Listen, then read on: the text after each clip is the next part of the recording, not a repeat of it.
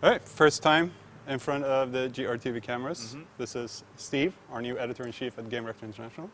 We put him in front of the GRTV cameras straight away. How does it feel? Mildly terrifying, yeah. It's the first time I've done this, so hopefully everyone's very forgiving, but I'm looking forward to it. You'll be all right. Yeah. But of course, we're here to talk about a game today that we've both played. It's the new XBLA title, Limbo. Yes, we both finished it very recently, and we've both just been raving about it, because I think we both really like it. It's a classic sort of old-school platformer, left to right, avoid the obstacles, avoid the traps. But it's presented in such a sort of a beautifully aesthetic way. The visuals are just incredible. It's really sort of stark black and white imagery. It can be quite dark at times, not just literally dark on the screen, but quite foreboding. And there are some sort of menacing aspects of the game, and it really sort of weighs on that menacing atmosphere through the visuals and through the sound. So it's really quite a unique game to play. There's nothing quite else like it on XBLA. No. And one of the things that with the foreboding, as you said, is that the fact that you play a little child that's running through this dark world. When the game starts, we have no idea what he's actually doing there. And this small kid, but still he ends up in these fiendish traps. I remember the first time that you walk into one of these beer traps, it springs the trap and decapitates the boy. Yeah. And it's jaw-dropping. It's like, oh, hang on. Yeah, I thought this was like a pleasant little game. And it's strange, because you only really know what's going on if you read the XBLA description, and it tells you that you're in Limbo, and you're looking for your lost sister. Yeah. But the game doesn't really tell you any of this, so you're really left feeling very, very lost and alone in this world, and not sure what's going to kill you and what's going to help you. And not much will actually help you. No. It's got some incredible set-piece characters. Basically, it's not spoiling too much to say. You meet them very early on, but there is an incredibly menacing spider, and people with arachnophobia should probably stay away from this one, because it's just the movement of the legs and just the way he seems to feel his way towards you. It's really unnerving. It's really unsettling game. Yeah. And there's no real narrative in the game at all.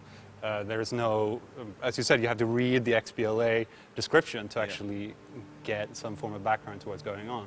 And there's no speaker, there's no story, there's no dialogue. There's no text to read. No text to read at all. I mean, you pick up on some elements of what this place might be. You might encounter, say, locals or some sort of sense of civilization. It gets quite industrial at times, and it goes back into sort of a natural sort of wilderness feel. But there's never any sense of where you actually are and what your real objective is. So it can feel like quite you feel very displaced when you play it. You just don't know what to expect next. No. And there's one thing though that we discussed this, you and me, a couple of days ago.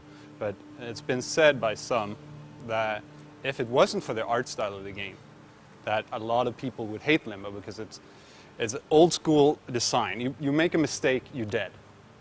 There's no life bar or anything. You walk into a trap, you're dead. You make a small mistake, you fall onto sharp spikes or shot to pieces by a machine gun.